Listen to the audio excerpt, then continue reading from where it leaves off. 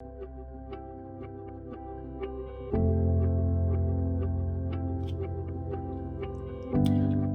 beautiful artists. I'm Kelly Hernig, and welcome to my 100-Day Project. On Mondays and Thursdays, we'll be exploring 3 colors, then paint a subject to see what magic they create. Thank you so much for being here. Now let's go paint. In today's 100-day lesson, we're going to use 2 Daniel Smiths and an American Journey. Now, American Journey is Cheap Joe's brand, and I have fallen in love with their colors. So let's have fun with these. This is the leaf that I'll be using here. And the color I'm going to really explore is the Lunar Red Rock by Daniel Smith. Then I have Buff Titanium by Daniel Smith. And then I have Pat's Coastal Blue by American Journey. These are both very light colors, and I wanted to explore the Lunar Red Rock after the last video, number 25 and 26, where we used the Lunar Violet and the Lunar Blue, because I want to see what's going to happen with the Lunar Red Rock. I haven't used it yet, so I'm excited to see what kind of color it is. I have Lunar Red Rock here. I have Pat's Coastal Blue here, and then I have Buff Titanium here. I want to start with Pat's Coastal Blue. I really like this color. It's kind of greenish gray. It's got a nice coloration to it.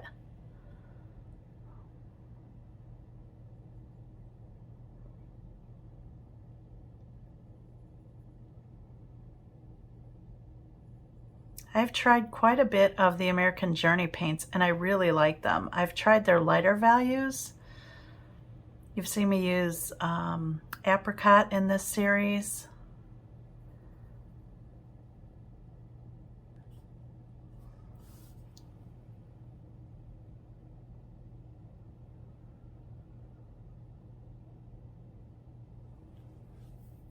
It has a soft tone to it, which I really like.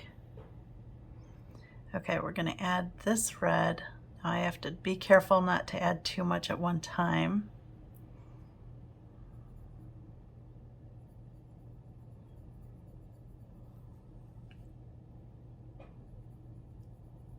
There, I saw it change that time.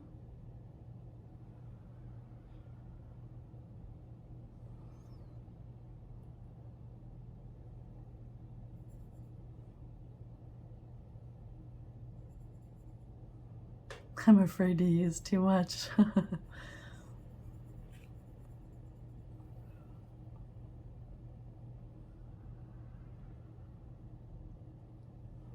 Look at those so far. Aren't they beautiful? Need to splash.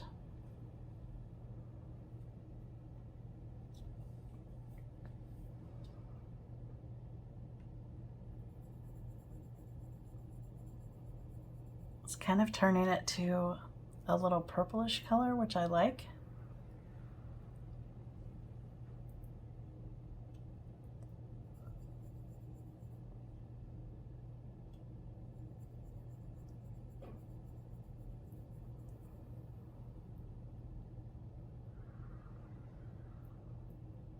It's kind of like a nice mauve right there, light.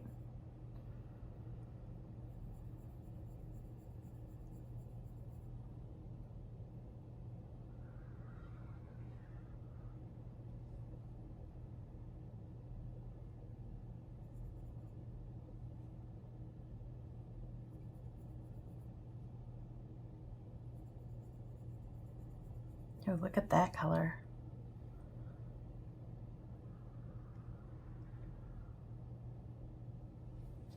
That's pretty. I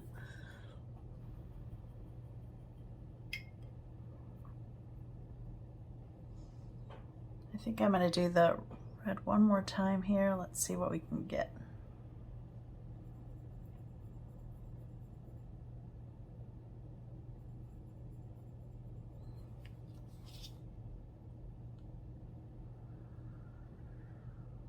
There we go. I need to splash.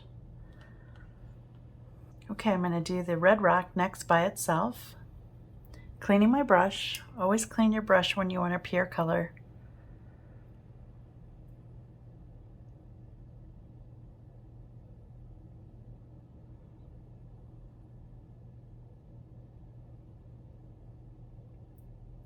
Wow, is this an earthy color? I want you to think of like a brick red and a Venetian red combined together. Really pretty.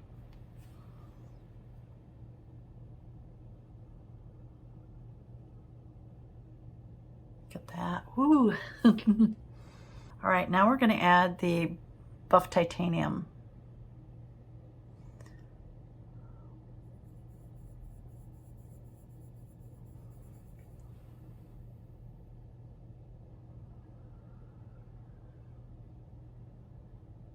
Hoping it gives me a little more like an orangey red color.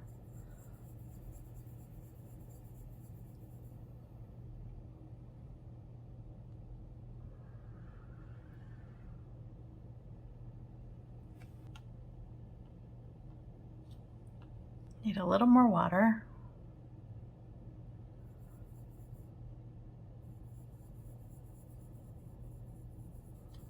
I'm liking the muddiness of this color already.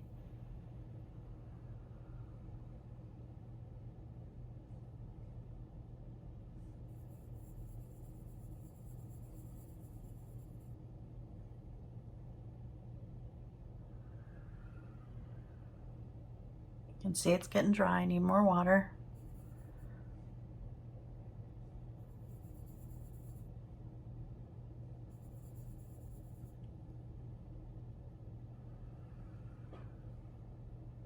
That's a nice color.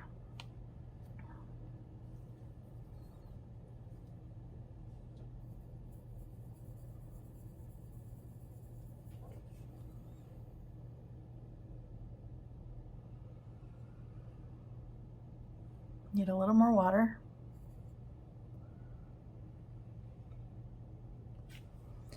Rinsing my brush out. Just buff by itself.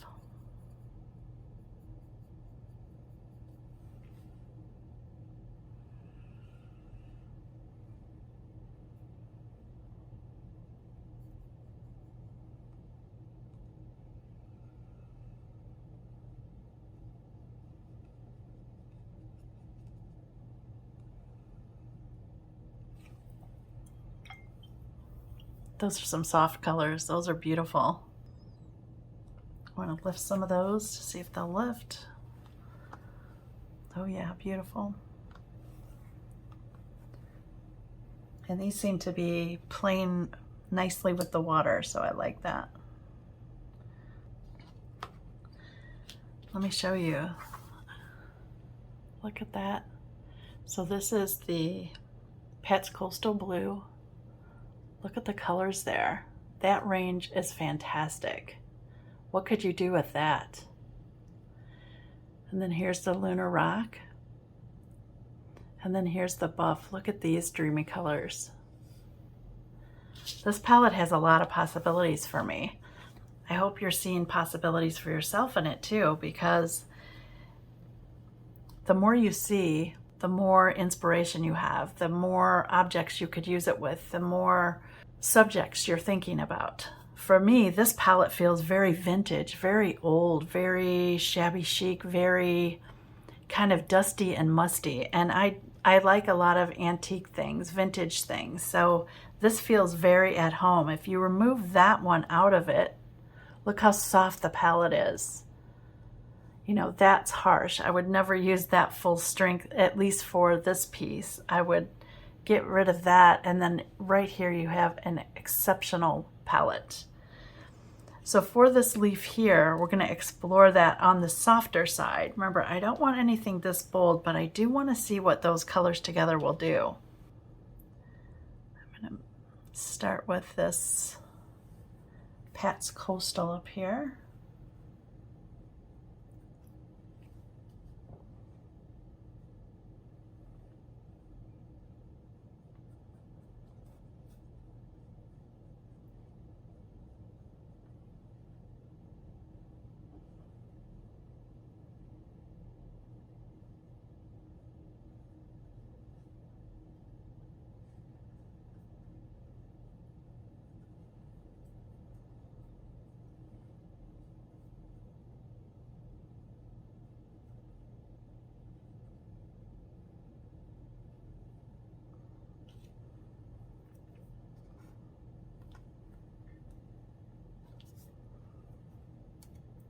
All right, let's add some red rock here. I want to see what it does, mixed all three of them together. That's pretty.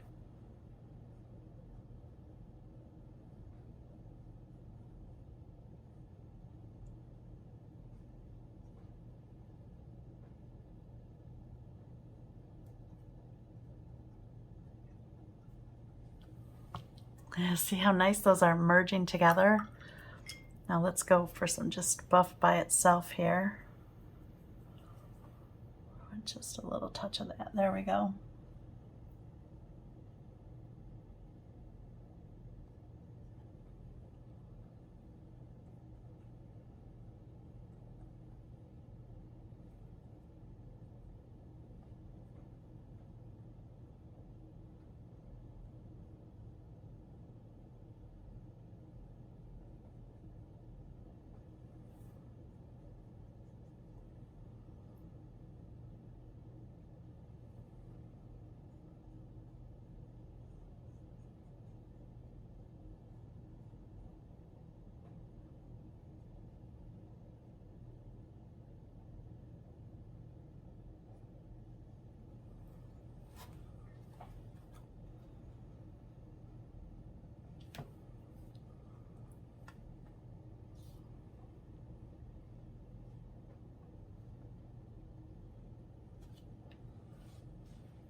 Wow, is that soft? I'm just looking at it like, do I want to add any darker spots here?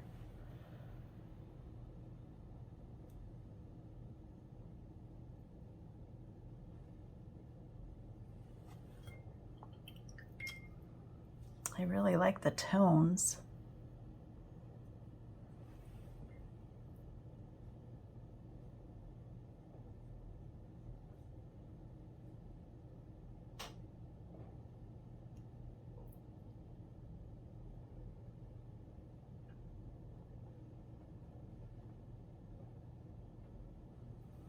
Okay. I'm really pleased with that.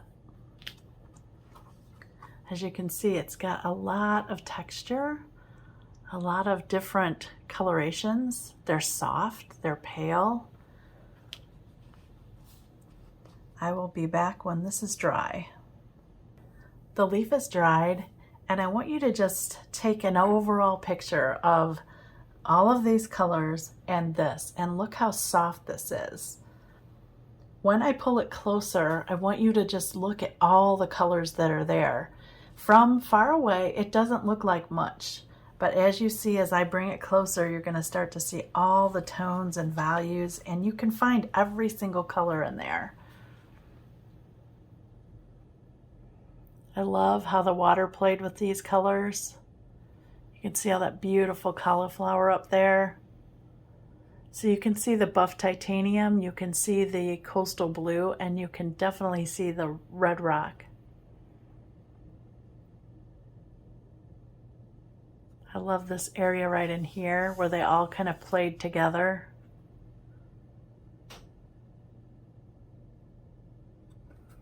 Let me show you that way you can get it all on one screen there. Look how beautiful that is.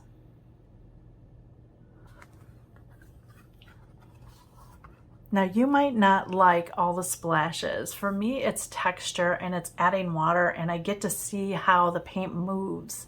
So if you're trying this at home, you can try one with water and without water. So maybe you do two smaller leaves. Say on this one, maybe I did a leaf here and a leaf here. You could have done one with splashes and one without splashes to just see if you like the texture better.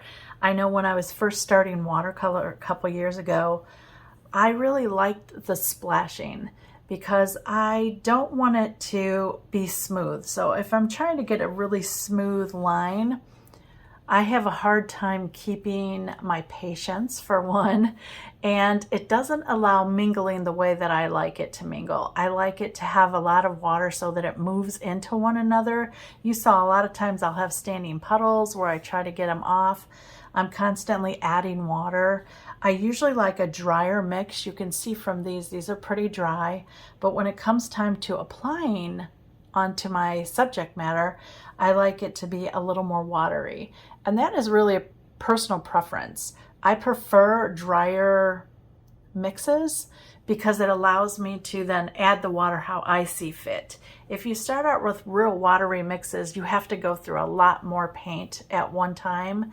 So think about if I was starting here and I wanted to get to this dark blue, I would have to add and add and add because there's so much water here. So I find it easier to start dark here, add it here, and then splash water or add the water on my palette. It's just what you get used to. So I've kind of trained myself. I was an acrylic artist for most of my life, and I used minimal water. So I'm fine that I'm using the same when I use it straight from the tube, but then when I go here, I like it to be a little lighter.